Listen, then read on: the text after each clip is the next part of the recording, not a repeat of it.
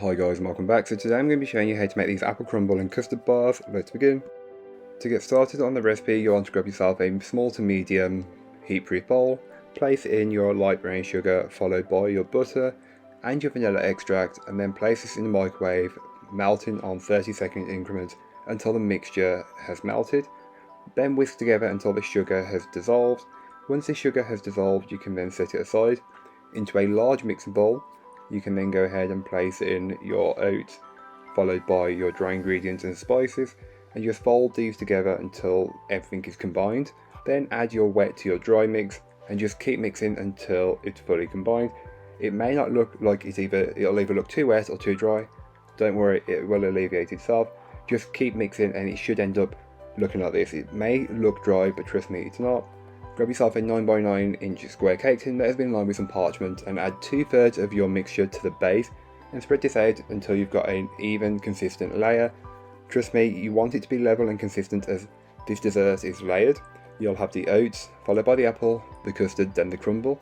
So with the third that you've got reserved, set aside until you need it later on. Then you can go ahead and make the custard.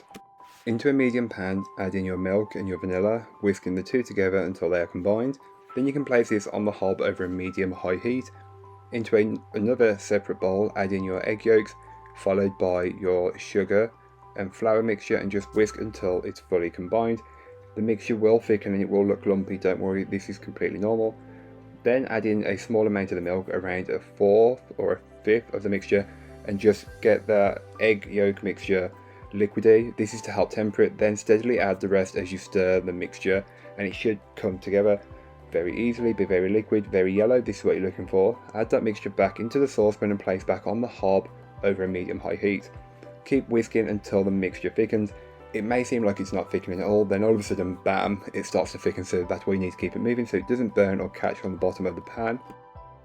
Once the mixture is thickened enough, you can take it off the heat and cover the surface of the custard with some cling film and set aside until needed later on. So once the base of your crumble bars has had some time in the oven, you can then go ahead and place on top the apple and spread and level it out until it's level, or as level as possible. Then pour on the custard, which should have cooled down significantly at this point, if not already cold. This is only a thin layer, but trust me, it only needs to be a thin layer. Spread and level it out as best as you can, then sprinkle the rest of your oaty crumble mixture that you had from earlier on top, getting an even coverage all over.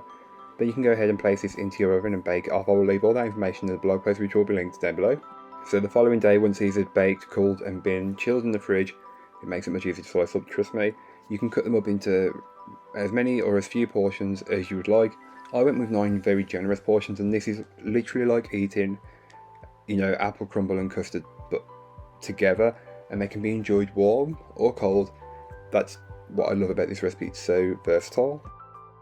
But that's all for today. I hope you enjoyed. If you did, don't forget to like, comment and subscribe for more from me, and I'll be back again very soon with another recipe, so join me then. In the meanwhile, don't forget to check out the description. There'll be a link to this recipe, a link to my blog, and links to all my social media, so don't forget to go and follow me over on there. But that's all for today. I hope you enjoyed. Bye guys.